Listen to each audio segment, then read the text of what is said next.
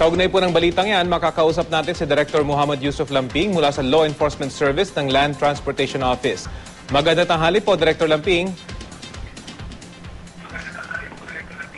Yes, Rafi, magandang hapon sa iyo. Magandang hapon sa lahat ng tagapakinig ngayon sa programa nyo.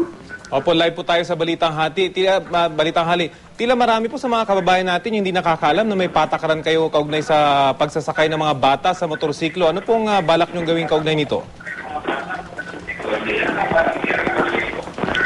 Tama po yan, Rafi. Tayo po yung pila nakikiusap sa ating mga kababayan na huwag po isakay ang mga bata below 7 years old sa motorsiklo. Yan po yung pinagbabawal ng Department Order 2008-39. Magiging reckless driving po yan. So tayo po yung nakikiusap sa ating mga kababayan na huwag isakay yung mga bata below 7 years old po. Kahapon po nag-actual kami with John Veneracion sa may Tandang Sora area, Quezon City. Marami po kaming na-apprehend. Mga 3-4 yung actual na nahuli namin na yung mga maliliit na bata ay sinasakay sa motor. Bawal na bawal po yan.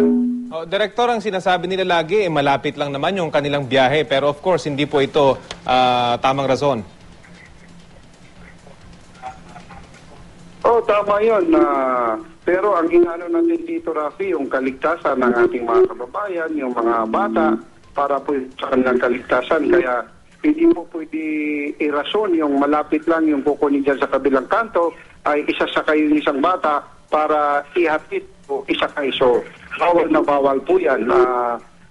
Iminungkay ko po sa ating mahal na Assistant Secretary, Ma'am Virginia P. Torres, na gawin po malawakang seminar information drive na bawal po isakay yung 7 below na mga bata sa motorsiklo.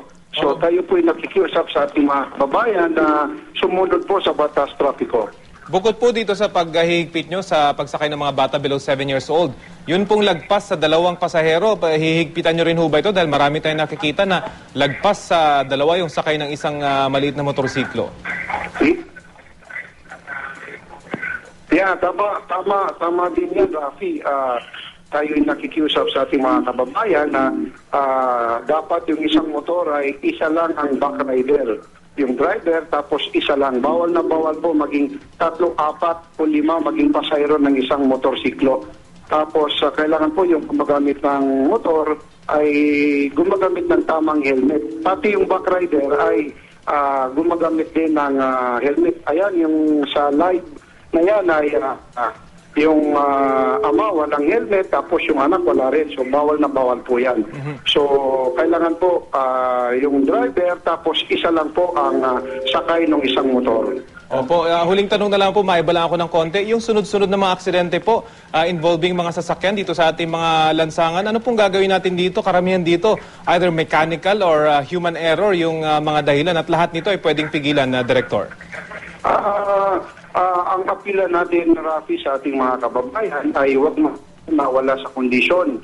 Huwag gamitan ng isang sasakyan na hindi kondisyon ng isang sasakyan. Kailangan ipaayos natin yung ating mga gulong, yung brake ng ating mga sasakyan ay kailangan sinicheck po natin yan bago gamitin ng isang sasakyan. Tayo po'y umapila sa ating mga kababayan na medyo alerto po ngayon dahil sunod-sunod ang mga aksidente dito sa Metro Manila area. Maskisan po, sunod-sunod yung mga aksidente. So, tayo po ay nakikiusap ating mga kaya sumunod po sa batas traffic. Okay, sige po. Maraming pong salamat, Director. Maraming salamat, Rafi. Malaking tulong po ito na LTO-DOTC Law Enforcement po ay naipapaabot natin ang ating serbisyo publiko po. Maraming salamat. Salamat po, Director Muhammad Yusuf Lamping mula sa Law Enforcement Service ng Land Transportation Office.